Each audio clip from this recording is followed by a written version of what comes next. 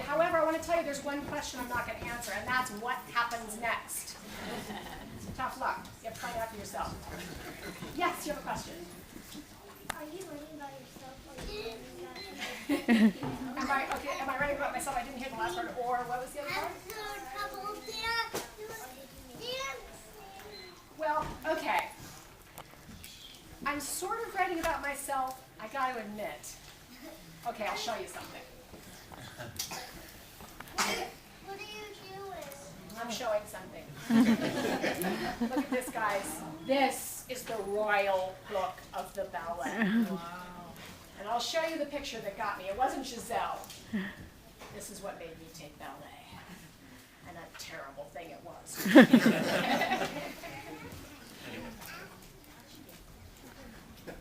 Look at this.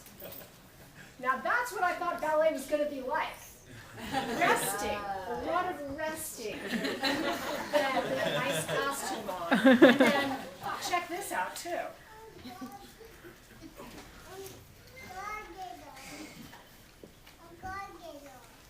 Handsome prince. Lots of resting.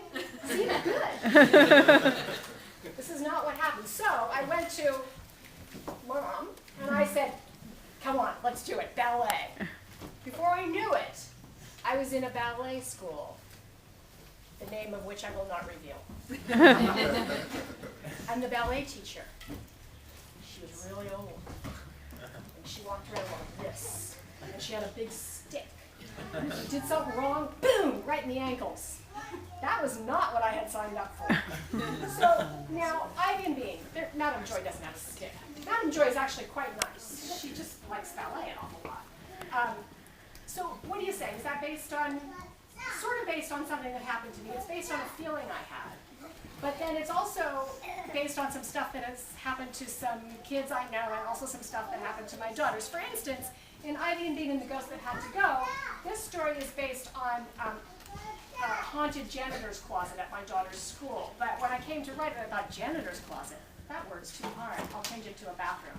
So I mix it up. I get my ideas from all over the place, but some of it's me, some of it's my kids, some of it's just stray kids. Yes? Where do you write your books? Where do I write them? Well, I have this great office that's at the top of my house, and so when I look out, I just see trees.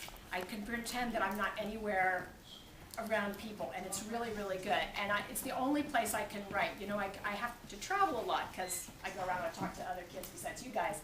And I see people working away on planes and stuff, you know, type.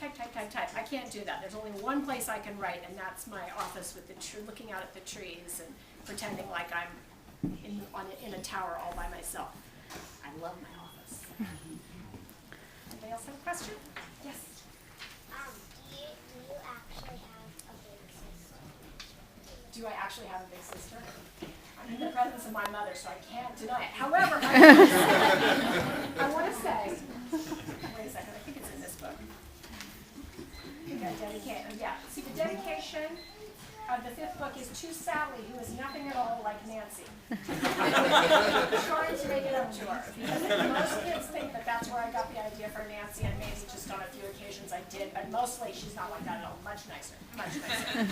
And I just wrote the 7th book, you know, and here's what happened to me. I got to this part where I needed somebody to say something just awful, and I just couldn't make Nancy do it. So I had to have a really horrible friend of Nancy's come over and do it, because I feel sorry for Nancy. Nancy, you know, Bean's not the greatest person to have around teasing you all the time. Nancy's not so bad, mostly, except that she is. And she deserves what she gets.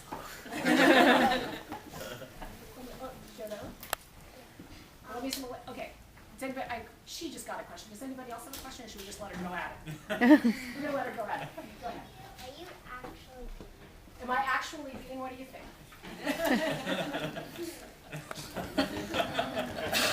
I'm actually both of them. I'm actually Nancy, too. Characters are like cakes, you know? You take a little bit here, you take a little bit there, you mix it all up. I wouldn't be able to think of Bean if I wasn't a little bit like her, but I wouldn't be able to think of Ivy if I wasn't a little bit like her. And you can tell because I worked in the library, I must have liked to read like Ivy, right? A little bit like Ivy.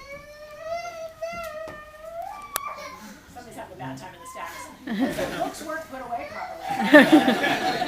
Does anybody have any other questions? Yes, ma'am. Oh, it's okay. Wants to say hi. Oh, yes.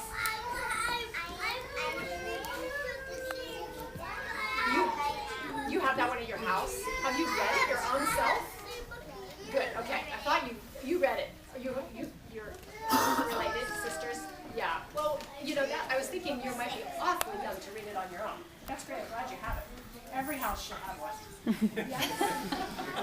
How old were you when you started writing? How old was I when I started writing? Like books? Yeah. The people Well, not really books. It's like when you started really liking to write. Okay, I hated writing when I was a kid. There, I've admitted it. The reason why I hated it was because I loved to read so much. And what would happen to me was I would read a book and I'd think, oh boy, that's great. I'm going to go write a book exactly like this. And then I'd try to do that, which is completely doomed to failure, and you're destined for despair if you try to write a book like somebody else's. So I was always disappointed with my work. And so I thought that meant I was a crappy writer. So I didn't write very much when I was a kid, and I didn't like it. It was only after a long time of being an editor and getting more and more comfortable with writing and the process of writing that I felt like I could be a writer. And I would say I was really old before I started writing and enjoying it. All right, 30. I knew someone was going to call me on that. Did you have a question? It gives us hope. You have that book too? Isn't it great? Did you guys notice? Did you guys notice that there's sparkly stuff on the cover that tells you something about the story? Yeah, that one, we don't really know exactly what that is on this cover, but on this cover there's fossils.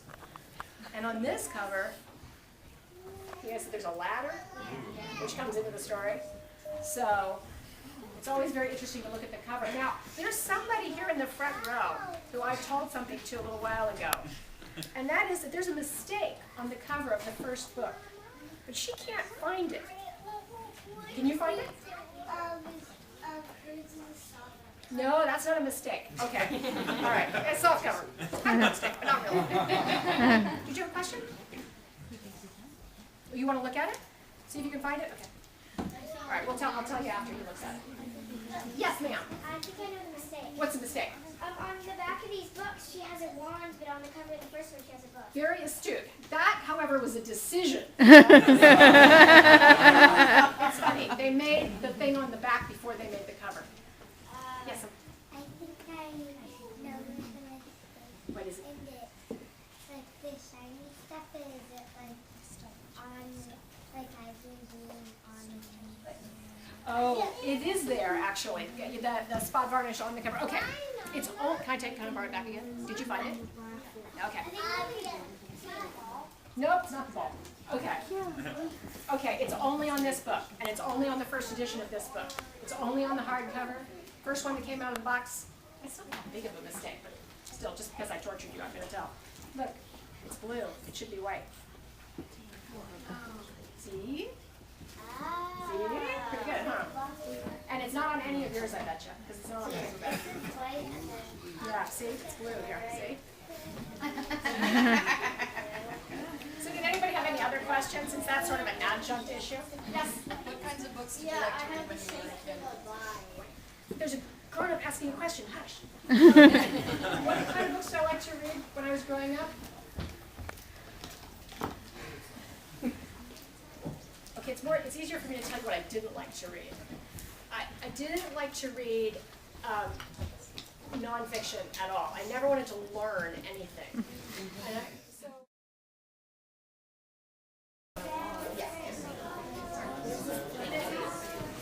there you go, Daisy. Thank you.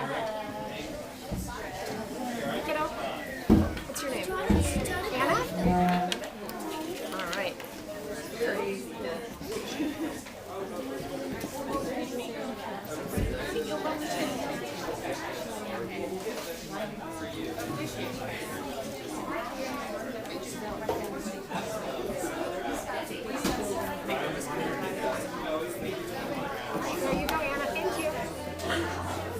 Hello.